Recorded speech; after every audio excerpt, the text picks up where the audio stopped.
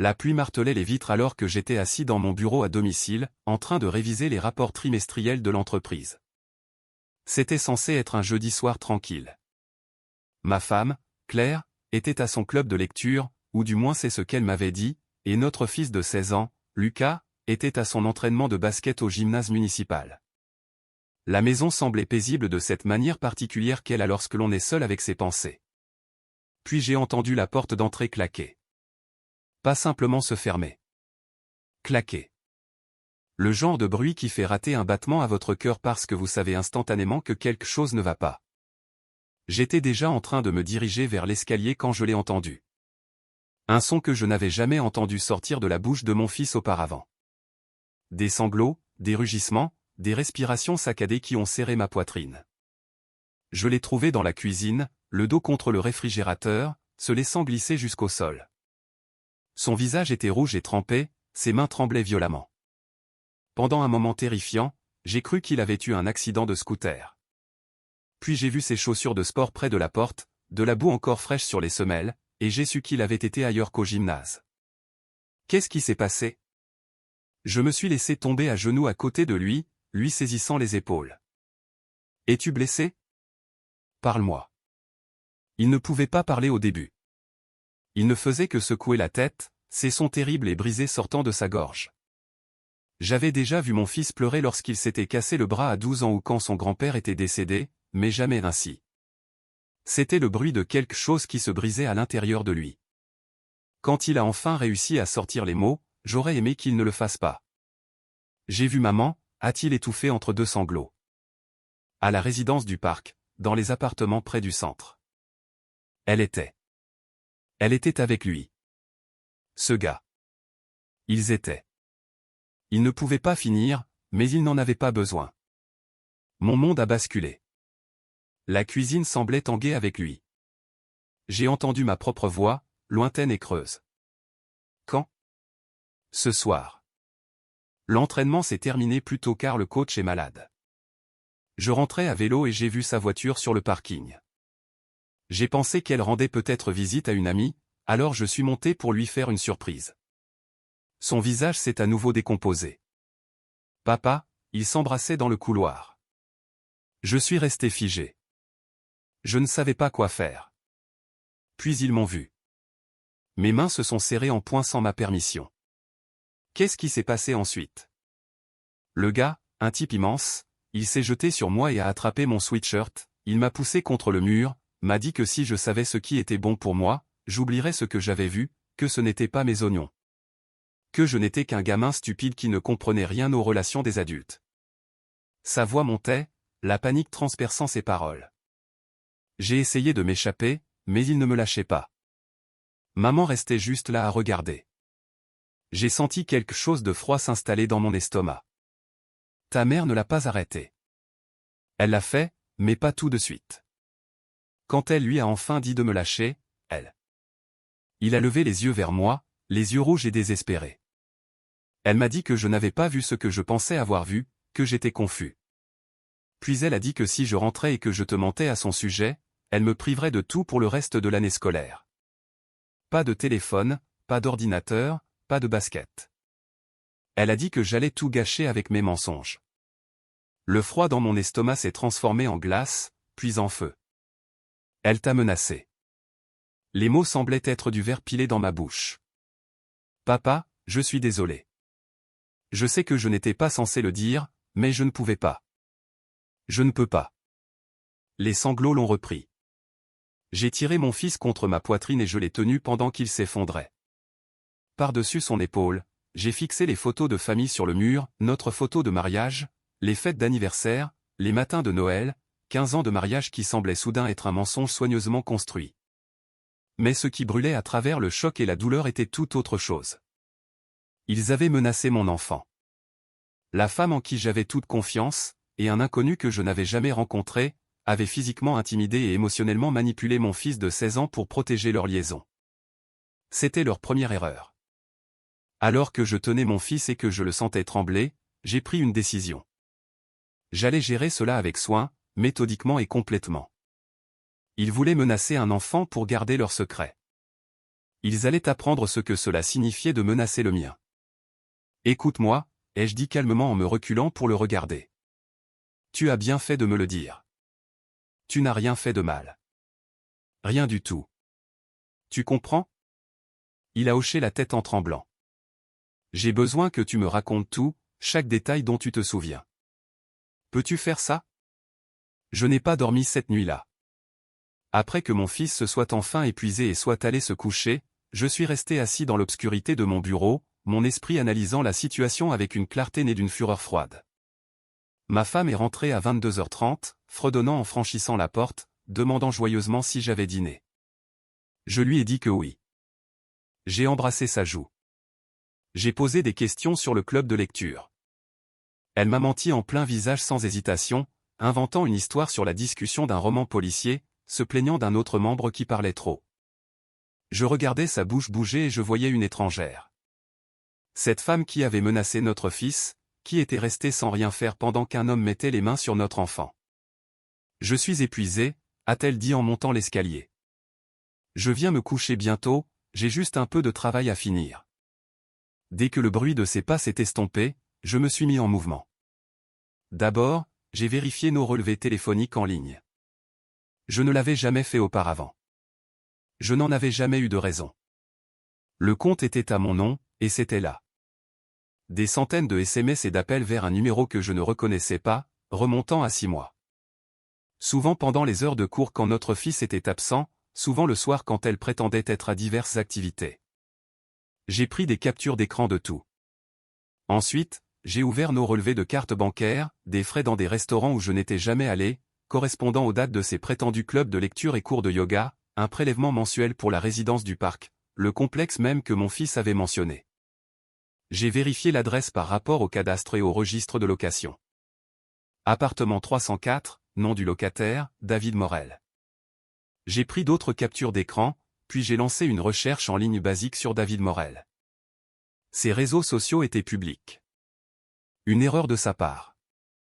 Il était là, 32 ans, travaillant dans la vente dans le même parc d'activités où ma femme travaillait comme responsable des ressources humaines. Des photos de lui à la salle de sport, dans des bars, lors d'événements d'entreprise, et là, enterré 3 mois plus tôt, une photo d'un pique-nique d'entreprise avec ma femme à peine visible à l'arrière-plan, taguée au même endroit. Ils s'étaient rencontrés au travail. J'ai passé l'heure suivante à documenter tout ce que je pouvais trouver. Ensuite, j'ai rédigé un email à mon avocat, un ami de la famille qui s'était occupé de notre testament et de la planification successorale. L'objet était simple, besoin de discuter d'une procédure de divorce d'urgence. Quand le vendredi matin est arrivé, je me suis levé et j'ai préparé le petit déjeuner comme si de rien n'était. Ma femme était de bonne humeur, parlant des projets du week-end. Notre fils était silencieux, poussant ses œufs dans son assiette, me regardant avec des questions dans les yeux. Je lui ai adressé un léger signe de tête. « Fais-moi confiance », disait ce geste. Après qu'ils soient tous les deux partis, elle au travail, lui au lycée, j'ai passé mes appels. D'abord, l'avocat. Il pouvait me recevoir à 14h. « Apportez tout ce que vous avez », a-t-il dit gravement quand je lui ai donné la version brève. Deuxièmement, la conseillère d'orientation du lycée de mon fils. J'ai expliqué qu'il avait été témoin de quelque chose de traumatisant et qu'il pourrait avoir besoin de soutien. Elle s'est immédiatement montrée concernée et utile, documentant notre conversation. Troisièmement, et celui-là a fait mal, j'ai appelé la mère de ma femme. Elle avait toujours été bonne envers moi, et elle méritait de la prendre de ma bouche en premier. Quelque chose s'est passé, lui ai-je dit. Je dois te le dire avant que cela ne devienne public. Le silence après mes explications a été assourdissant. Puis, oh mon Dieu. Oh mon Dieu. Je suis tellement désolé. Ce qu'elle a fait à ce garçon, son propre fils. Sa voix s'est brisée. De quoi as-tu besoin de ma part? La vérité. Si tu sais quoi que ce soit, et éventuellement un témoignage si on en arrive là. Tu auras les deux. C'est mon petit-fils qu'elle a menacé. Mon beau-père a pris la ligne. Je l'ai mieux élevé que ça, a-t-il dit, la voix rauque. Protège ce petit. Tu m'entends? Quoi que tu aies besoin. Cet après-midi-là, mon avocat a examiné tout ce que j'avais apporté, relevés bancaires, factures téléphoniques, la déclaration écrite de mon fils que nous avions soigneusement documentée la veille au soir, et même les captures d'écran des réseaux sociaux de David Morel. C'est complet, a-t-il dit, l'air impressionné et triste à la fois. L'infidélité en soi est une chose, mais la menace envers votre enfant mineur, cela va peser lourdement dans la procédure de garde, surtout s'il a intimidé le garçon physiquement. Je veux la garde exclusive, ai-je dit de façon tranchante. Vous l'obtiendrez probablement, ou au moins la garde principale avec des visites supervisées pour elle. Les juges ne voient pas d'un bon œil les parents qui traumatisent leurs enfants pour cacher leur liaison. Il s'est penché en arrière. Maintenant, à propos de ce David Morel. Voulez-vous entreprendre quelque chose là-bas? Dites-moi mes options. Eh bien, votre femme travaille au RH dans son entreprise. C'est une violation éthique majeure, impossible abus de pouvoir selon leurs relations professionnelles. Leur employeur voudra savoir. Cela pourrait leur coûter leur emploi à tous les deux. J'ai pensé à mon fils poussé contre un mur par un homme 2 fois plus grand que lui. Ma femme regardant. Oui, ai-je dit. Je veux qu'il fasse face à chaque conséquence possible. Entendu. Je vais rédiger les papiers du divorce. Nous déposerons la demande lundi. En attendant, documentez tout. Si elle menace à nouveau votre fils, appelez immédiatement la police. Nous pourrions avoir besoin d'une ordonnance de protection. Ce soir-là, j'ai fait asseoir mon fils dans mon bureau et je lui ai montré les dossiers que j'avais compilés. Voici ce que nous savons, lui ai-je dit. Voici ce que nous pouvons prouver. La semaine prochaine, les choses vont aller vite. Ta mère va recevoir les papiers du divorce. Elle va être en colère. Son ami va aussi faire face à des conséquences. Ça risque d'être moche. Tant mieux, a-t-il dit. Et il y avait une dureté dans sa jeune voix qui m'a brisé le cœur. Ils doivent payer pour ce qu'ils ont fait. Ils paieront, ai-je promis. Mais j'ai besoin que tu sois forte encore un peu. Peux-tu faire ça? Il a hoché la tête.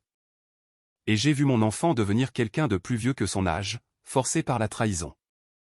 Cette nuit-là, je me suis allongé dans le lit à côté de ma femme pour la dernière fois, écoutant sa respiration, et je n'ai ressenti rien d'autre que de la détermination. Lundi arrivait. Le lundi matin a commencé avec une normalité terrible. Ma femme a passé 20 minutes à décider quoi porter. Elle a demandé si ses cheveux allaient bien, a rappelé à notre fils son projet de science à rendre pour mercredi. J'ai bu mon café et j'ai répondu par monosyllabe, observant ce spectacle de tranquillité domestique avec une fascination détachée. Elle n'avait aucune idée de ce qui l'attendait. J'avais organisé le fait de travailler de la maison. Après son départ et une fois mon fils en sécurité au lycée, j'ai attendu. Mon avocat avait coordonné le timing avec précision. Un huissier de justice arriverait à son bureau à 10 heures.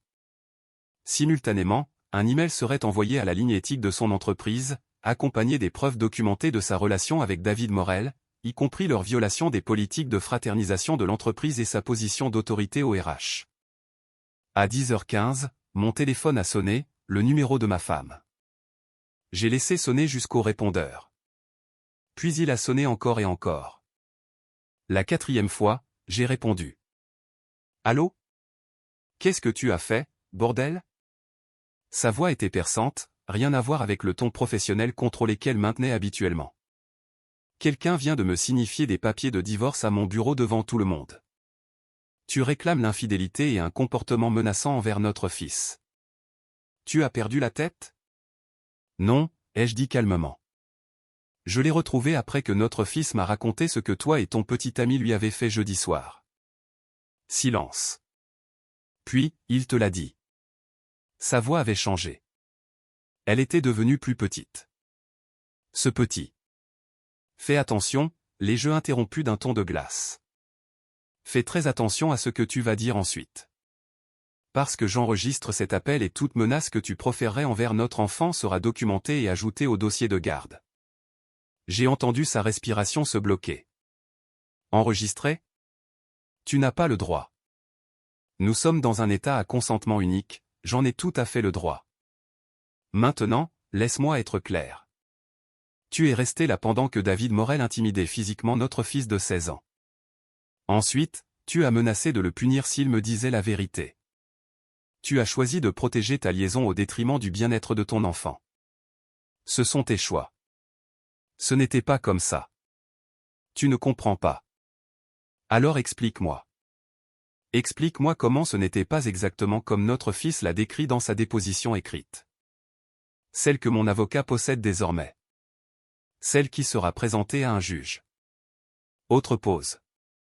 Je pouvais entendre des voix en arrière-plan. Probablement ses collègues réagissant au drame. Alors nous devons en parler en personne à la maison. Pas comme ça. Nous parlerons en présence des avocats. Le mien suggère mercredi à 14 h à son cabinet. Tu devrais probablement venir accompagné d'un représentant légal. Tu ne peux pas me priver de mon fils. En fait, vu ce que tu as fait, je peux demander une garde d'urgence. Je ne l'ai pas encore fait par courtoisie, mais cela peut changer. Si tu veux avoir une quelconque relation avec lui à l'avenir, je te suggère de réfléchir très attentivement à tes prochains mouvements. Je suis sa mère. Alors tu aurais dû agir comme tel. J'ai raccroché. Le téléphone a immédiatement recommencé à sonner. Je l'ai éteint et je suis allé à mon ordinateur. La deuxième partie de mon plan était déjà en marche. L'entreprise de ma femme prenait les violations éthiques très au sérieux. J'avais étudié leur politique en profondeur. Moins d'1 heure après mon email à leur ligne d'alerte, j'ai reçu une confirmation qu'une enquête avait été ouverte. À midi, mon avocat a reçu un appel du service juridique de l'entreprise demandant des copies des preuves pertinentes pour leur examen interne. J'ai tout fourni. Cet après-midi-là, je suis allé chercher mon fils au lycée moi-même au lieu de le laisser prendre le bus. Il m'a regardé avec anxiété en montant dans la voiture. « Tu l'as fait ?»« C'est fait. » Elle a reçu les papiers. Son entreprise enquête. Il est resté silencieux un moment. Puis, est-ce qu'elle est en colère? Très, mais elle ne peut pas te toucher. Je te le promets. Quand nous sommes rentrés, j'avais déjà changé les serrures. Mon avocat m'avait confirmé que c'était légal compte tenu des circonstances et du fait que j'étais propriétaire de la maison. J'avais également installé des caméras de sécurité à toutes les entrées ce matin-là. Une dissuasion visible avec sauvegarde sur le cloud. À 16h30, nous avons entendu une voiture dans l'allée. Puis le bruit d'une clé qui ne fonctionnait pas dans la serrure, suivi de coups violents sur la porte. « Ouvre cette porte tout de suite. » La voix de ma femme était éraillée et furieuse. C'est ma maison. J'ai ouvert la porte mais j'ai laissé la chaîne de sécurité. Elle avait l'air égarée, son vernis professionnel avait complètement disparu. Son mascara avait coulé, ses cheveux étaient ébouriffés. Derrière elle, je pouvais voir David Morel assis dans une voiture au bord du trottoir, observant la scène. « Tu dois partir », ai-je dit calmement. « C'est chez moi. Tu ne peux pas m'enfermer dehors. » « Si, je le peux. Tu as été officiellement servi de papier de divorce qui inclut des allégations de comportement menaçant envers un mineur. Mon avocat m'a conseillé, pour la sécurité et le bien-être émotionnel de notre fils, que tu trouves un autre logement jusqu'à l'audience. Où suis-je censé aller? J'ai regardé au-delà d'elle vers la voiture où David Morel attendait. J'imagine que tu vas trouver une solution. Tu paies un appartement depuis 6 mois. Son visage est devenu livide. Comment as-tu? Relevé de carte de crédit, factures téléphoniques, réseaux sociaux, l'Instagram très public de ton petit ami. Dois-je continuer? Tu n'avais aucun droit de m'espionner. J'avais tout à fait le droit de vérifier nos comptes joints et les factures téléphoniques à mon nom. Et une fois que notre fils est rentré traumatisé, j'avais la responsabilité de le protéger. À ce propos, j'ai regardé directement la voiture de David Morel. Si ton ami s'approche encore une fois de mon fils ou de cette propriété, je déposerai une plainte à la police pour agression et intimidation sur mineur. Le délai de prescription n'est pas expiré pour ce qui s'est passé jeudi soir. Ce n'était pas une agression. Il l'a à peine touché. Ce n'est pas ce que dit notre fils, ni ce que sa conseillère a documenté, ni ce que montrent les images de vidéosurveillance de ce complexe d'appartements. Je n'avais pas encore les images, mais j'avais déposé une demande le matin même. Son visage m'a confirmé qu'elles existaient. Maintenant, pars. Si tu as besoin d'effets personnels, fais une liste et mon avocat organisera une récupération supervisée. Je veux voir mon fils. Non. La voix de mon fils est venue de derrière moi. Je ne l'avais pas entendu s'approcher, mais il était là, le visage figé par des traits de dureté. Je ne veux pas te voir. Mon chéri, s'il te plaît, laisse-moi t'expliquer. Tu l'as laissé me faire du mal. Puis tu m'as menacé. Il n'y a rien à expliquer. Son visage s'est décomposé et pendant un instant j'ai vu une véritable angoisse chez elle, mais elle s'est ensuite reprise. Et ce qui a remplacé l'angoisse était quelque chose de plus laid. Tu es en train de le monter contre moi. Non, ai-je dit doucement. Tu as fait ça toute seule quand tu as choisi de protéger ta liaison au lieu de la sécurité de ton enfant. Quand tu as fait en sorte qu'il sente qu'il ne pouvait pas venir voir son propre père. C'était tes choix. Maintenant, tu vis avec les conséquences. Les 48 heures suivantes ont ressemblé à une avalanche contrôlée, prenant de l'ampleur à mesure que chaque pièce se mettait en place. Le mercredi matin a apporté le premier développement majeur. Ma femme a été mise à pied administrativement en attendant l'enquête de son entreprise. David Morel a été licencié sur le champ. Mon avocat m'a appelé pour faire le point. Morel a été renvoyé pour avoir falsifié son statut relationnel sur des documents d'embauche et pour avoir violé la politique de fraternisation.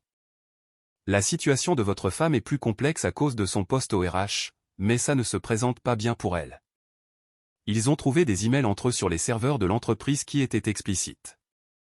Bien, ai-je dit froidement. Il y a plus. Morel essaie apparemment de prétendre que la relation était occasionnelle et que votre femme le poursuivait agressivement.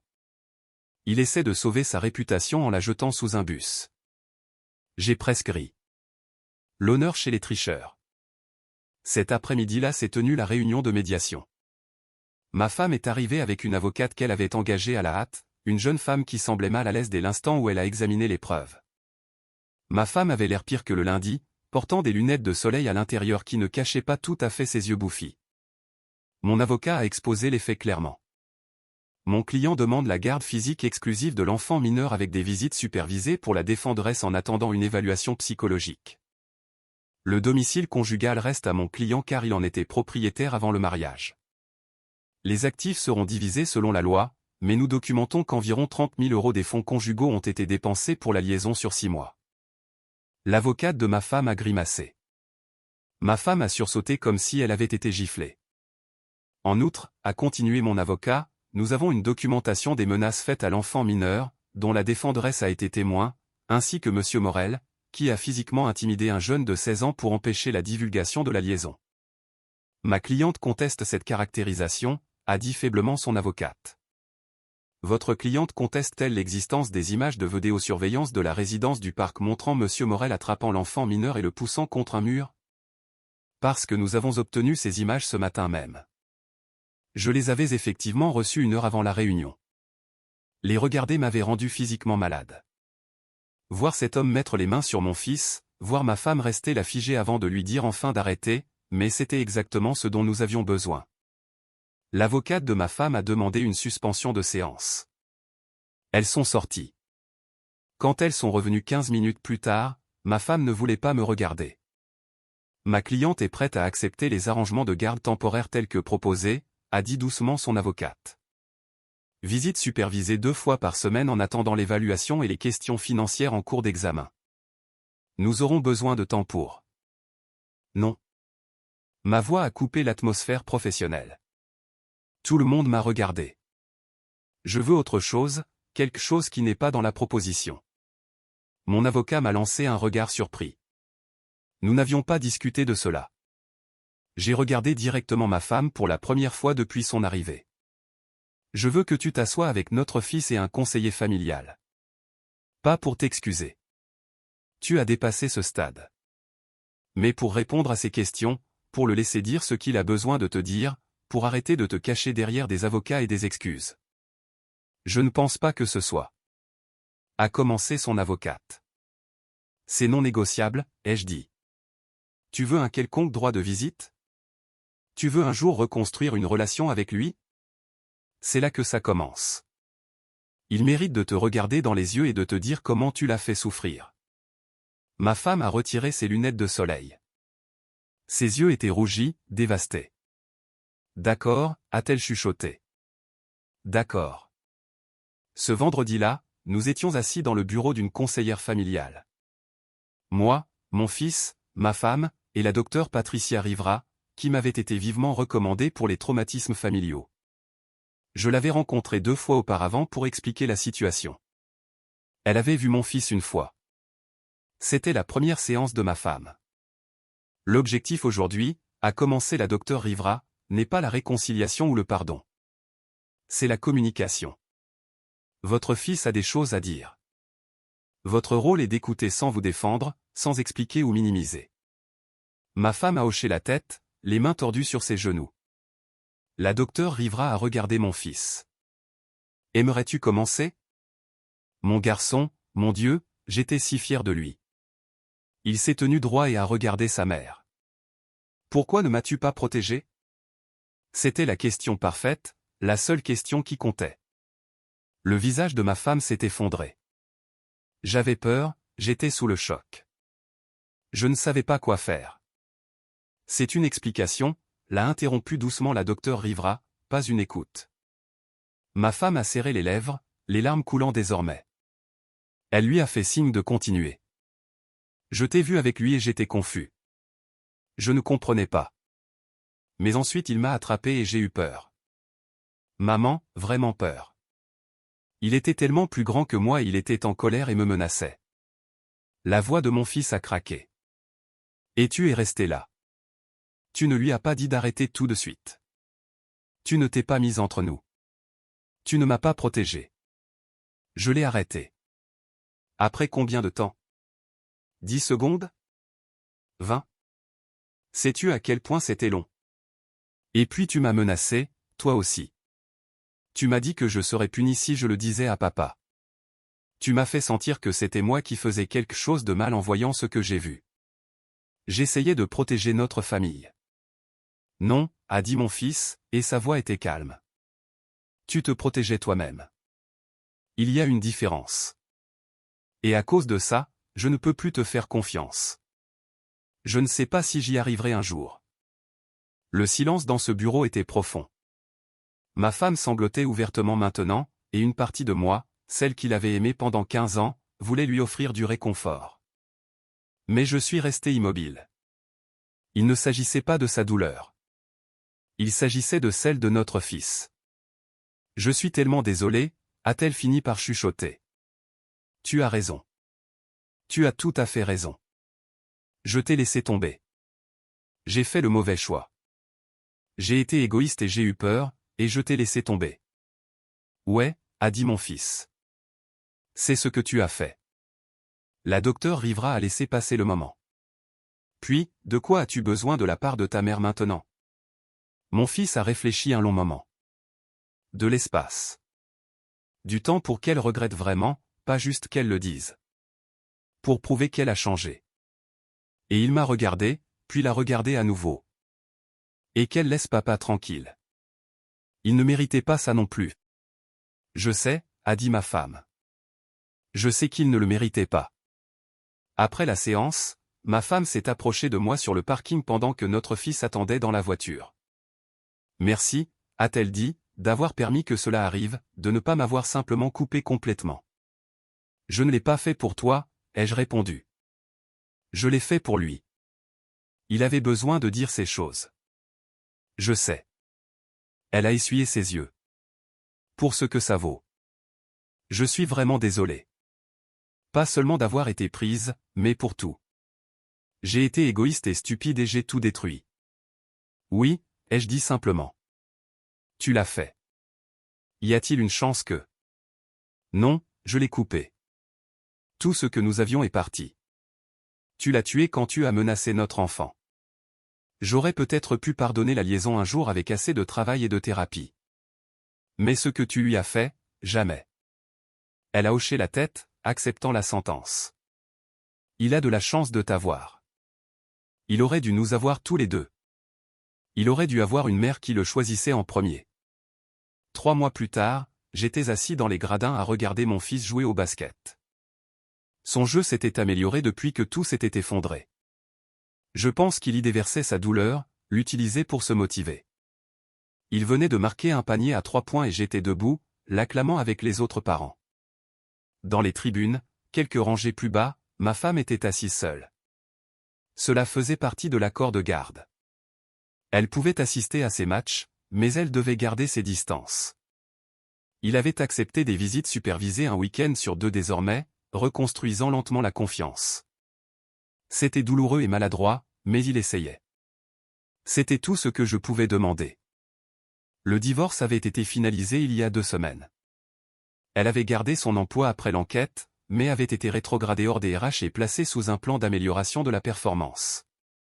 David Morel avait déménagé dans une autre région, sa réputation en lambeaux. J'avais entendu par des connaissances communes qu'il était amer d'être blâmé pour tout, essayant toujours de se faire passer pour la victime. La maison était la nôtre, à mon fils et à moi. Ma femme avait emménagé dans un petit appartement à l'autre bout de la ville. Nous avions partagé les biens, bien qu'elle ait remboursé les 30 000 € dépensés pour la liaison dans le cadre du règlement. Mon avocat avait insisté sur ce point, arguant qu'il s'agissait de fonds conjugaux gaspillés dans l'infidélité. Mais la vraie victoire n'était ni financière ni juridique. C'était de voir mon fils rire avec ses coéquipiers, de le voir dormir à nouveau des nuits complètes, de l'entendre parler de ses projets universitaires sans ce regard hanté dans les yeux. Après le match, qu'ils ont gagné par 12 points, mon fils a accouru vers moi, encore plein d'adrénaline. « Tu as vu ce tir au 3e quart-temps ? » Je l'ai vu. C'était incroyable. Sa mère s'est approchée prudemment. « Tu as vraiment bien joué » a-t-elle lancé. « Merci » a-t-il dit, ne croisant pas tout à fait son regard, mais n'étant pas hostile non plus. C'était un progrès. Elle a souri tristement. « Même heure samedi pour le dîner ? » Ouais, papa a dit qu'il me déposerait. Elle a jeté un regard vers moi. Nous avions trouvé un moyen d'être civils, du moins devant lui. Pas amis, nous ne le serions probablement jamais, mais fonctionnels. À samedi, alors. Après son départ, mon fils et moi avons marché vers la voiture. Ça va ? Ai-je demandé. Ouais, ça devient plus facile. La docteure Riveraed. Nous avions continué à voir la conseillère, ensemble et séparément. Elle m'avait dit lors de notre dernière séance privée que mon fils gérait remarquablement bien le traumatisme, que le fait d'avoir un parent qu'il avait choisi sans équivoque faisait toute la différence. Et, papa, a-t-il dit alors que nous rentrions à la maison. J'ai pensé à quelque chose. Quoi donc ? Je veux parler à certains de mes amis de ce qui s'est passé. Pas tous les détails, mais certains savent que maman et papa ont divorcé, mais ils ne savent pas pourquoi. Et je pense que j'ai besoin de leur dire. C'est d'accord ? Je me suis garé sur un parking et je me suis tourné vers lui. Tu peux le dire à qui tu veux, quand tu seras prêt. Ce qui t'est arrivé n'était pas de ta faute, et tu n'as pas apporté ce secret tout seul. Je ne veux juste pas que les gens pensent moins de maman. Même après tout, elle reste ma mère. La maturité de cette déclaration m'a presque fait pleurer. Ce gamin, qui avait été trahi par sa mère et menacé pour se taire, essayait encore de protéger sa réputation. Tu es une meilleure personne que la plupart des adultes que je connais, ai-je dit d'une voix rauque. J'ai appris de toi, a-t-il répondu. Et j'ai dû détourner le regard avant qu'il ne me voie avoir les larmes aux yeux. Ce soir-là, après le dîner et les devoirs, nous étions assis sur le canapé à regarder un match à la télé. Pendant une publicité, il a dit « Merci de m'avoir cru ». Ce soir-là quand je te l'ai dit. Certains pères ne l'auraient pas fait. Certains pères sont des idiots. Tu es mon fils. Je te croirai toujours. Je te protégerai toujours. Je sais. C'est pour ça que je te l'ai dit. Même si j'avais peur, parce que je savais que tu ferais ce qu'il faut. Et c'est ce que j'avais fait. Pas parfaitement. Il n'y a pas de façon parfaite de gérer l'infidélité et la trahison de sa femme. Mais j'avais fait ce qui comptait. J'avais choisi mon fils en premier, chaque fois. J'avais rassemblé les preuves, je l'avais protégé légalement, je m'étais assuré qu'il ait du soutien, et je lui avais montré qu'il méritait mieux que ce qu'il avait reçu. La liaison n'avait pas seulement coûté son mariage à ma femme. Elle lui avait coûté sa sécurité d'emploi, sa réputation, sa relation avec son fils et son sens d'elle-même. David Morel avait perdu encore plus, sa carrière, son statut, et d'après ce que j'avais entendu, ses fiançailles avec quelqu'un d'autre qu'il avait quitté après avoir découvert l'affaire. Ses conséquences étaient-elles trop dures ? Certains le pensaient. La mère de ma femme, bien qu'elle nous soutienne, avait mentionné une fois que l'humiliation publique était peut-être excessive. Mais je n'avais pas cherché l'humiliation publique. J'avais cherché la responsabilité. J'avais documenté des faits et laissé les conséquences naturelles suivre leur cours. Si leurs actions apportaient la honte, c'était leur fait, pas le mien. Mon fils m'avait demandé une fois si je détestais sa mère. Je lui ai dit la vérité. Je ne la détestais pas. J'avais de la peine pour elle. Elle avait fait des choix qui avaient détruit sa famille pour une relation qui n'était même pas réelle, qui n'était bâtie sur rien d'autre que des mensonges et de la dissimulation. Et face aux conséquences, son partenaire s'était retourné contre elle immédiatement.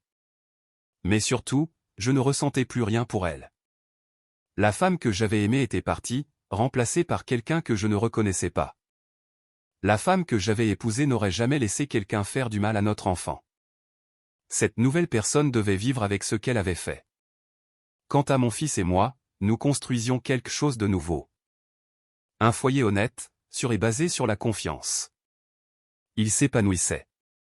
Ses notes s'amélioraient. Il s'était fait de nouveaux amis. Il parlait même à une fille qu'il aimait bien.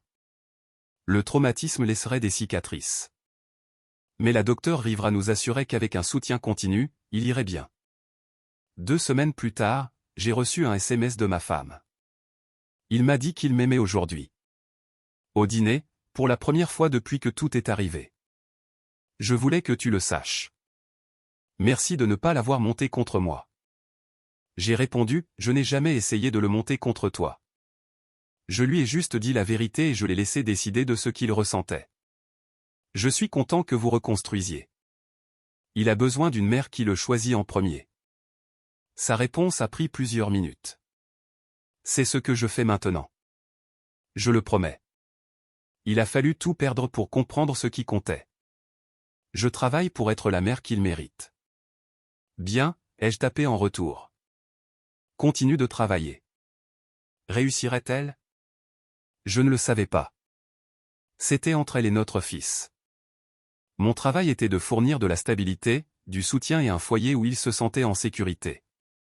Son travail était de regagner sa confiance par des actions cohérentes à travers le temps. En regardant en arrière, certaines personnes ont demandé si j'avais été trop dur, trop calculateur dans la façon dont j'avais tout géré. Ma réponse était toujours la même. Ils ont menacé mon enfant. Ils l'ont physiquement intimidé et émotionnellement manipulé pour cacher leurs méfaits. À l'instant où ils ont fait cela, ils ont perdu tout droit à un traitement de faveur. J'ai protégé mon fils comme tout parent devrait le faire, farouchement, complètement, sans hésitation. J'avais recueilli des preuves, cherché des conseils juridiques et veillé à ce que les conséquences suivent les actions. Je l'avais soutenu émotionnellement, je lui avais apporté une aide professionnelle et je m'étais assuré qu'il sache que rien de tout cela n'était de sa faute.